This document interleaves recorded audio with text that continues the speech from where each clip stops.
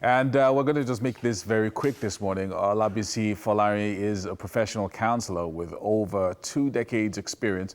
And she is also a certified relationship and marriage counselor and the founder, head faculty at Threefold Chord Marriage Academy, which is a marriage institute. Today, she's going to be talking to us about something, a bit different, right? Yeah, circle of abuse in relationships. Good morning, Ms. Olabisi. How are you doing today?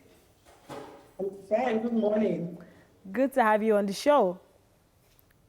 Thank you. I must say the topic for this topic we're discussing today is very important, as we have people who are now interested in speaking up concerning abuse in marriage and relationships, be it verbal abuse or physical abuse. So let's dive right into the topic. Okay.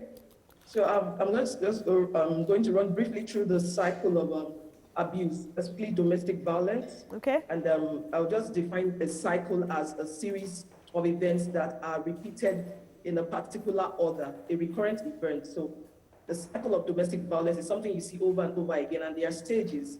The very first stage is called tension building. And what happens in that stage is that, the abuser picks up a bite. They act jealous or possessive, they criticize or threaten you. Sometimes they're on drugs or they smoke and all of that, and they get moody and unpredictable. At that stage, at that tension building stage, those are kind of signs you see with the abuser.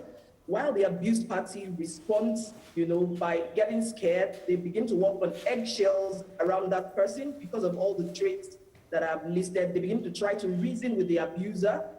Of course, the abuser most times is not a reasonable person. When they criticize them, they try to calm the abuser down. They try to plead with them. And then they begin to display fear and worry. That's the tension building stage. As for me, I call it the warm-up stage. When you begin to see those signs, just know something is up. The next stage is what you call the explosion stage, and that's where the actual domestic violence sets in. At that stage, that's where you begin to see things like verbal abuse. The person gets physical and begins to sexually assault you. At that stage, the abused party is usually afraid, is in shock. Probably they didn't see that coming. Then when it comes to the physical and sexual abuse, they try to defend themselves. At this stage, the abuser tries to increase control, like using tools like money. If it's in a marriage proper, they try to withdraw flow of finances, especially if the other party, maybe it's the abused party is a woman, is the wife. She's not financially empowered. At the explosion stage, at the domestic violence, after they beat you, they withdraw money from you, or they take control so that you don't have something to bail yourself out with. At that point, all the abuser is the abused person is trying to defend for themselves. Then emotional assault comes in at this stage. And then it's at this stage when it gets to the crescendo of this stage 2, which is the explosion stage, then they begin to destroy properties. They are the type that wants to break the phone, smash the screen. At this point, sometimes all the abused person is doing is praying for it to stop. But of course, it's not going to stop because it's a cycle. And remember, I said a cycle is a continuous series of events that continues in the same manner. All right, now, Ms. Folari, we'd like to reconciliation of. We'd like to dial back a little bit to the tension phase. Okay, please do. Yeah, where you talked about the fact that that's when things begin to build up. Because we don't have much time, we just want to be able to situate things for those who are watching us right now. What does the person who is in an abusive relationship, so you are the one who feels like you're being abused, if you start detecting these kinds of signs, maybe from the tension stage, are there things that you can do from that stage before it degenerates into maybe physical and actual abuse or violence and things like that? Yeah, you want to speak out at that stage because at that stage, most people are confused. It's a cycle. You just probably think, okay, they are just getting angry. You begin to make excuses. People can get angry. So most times people don't rise up to the fact that they need to cry out until it gets to stage 2, because that's where it's clear to them that, it's not just that this person is angry, it's a one-off thing. Remember, these things won't happen every day. Sometimes it's in between, maybe after a few days. So it's at that stage of the tension build, it's not really clear, except for, parties who have told themselves anger, things like that is a deal breaker for them. So everybody determine at what stage they cry. But I would advise from stage 1, especially if you are married. Okay, you need to begin to call those that are authority figures to both of you, maybe mentors you're submitted to, or people that can talk to them, maybe your parents or whatever at that stage. But when So you get to the speaking up is very cry key. out and yes, please, it is at every stage. So what if you get to a situation where you get to the end, where you've been abused? Do you still speak up at that point, or do you just leave?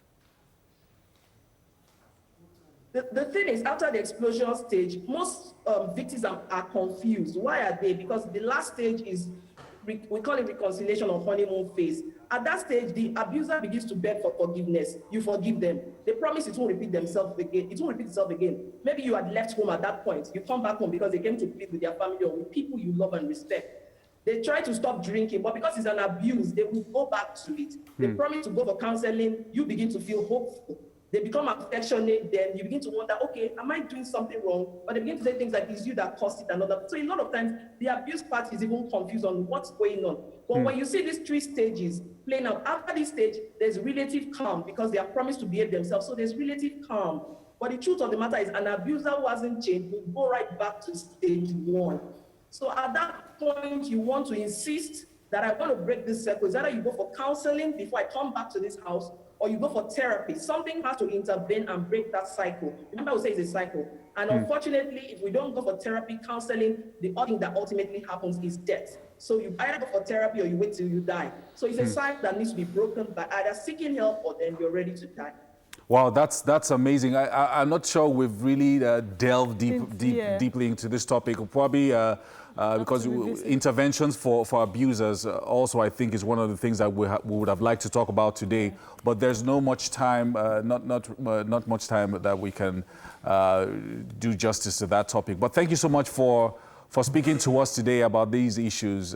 Quite deep, quite a deep subject. Yes, please. Yomi? Yes. Hello, am I with Yomi?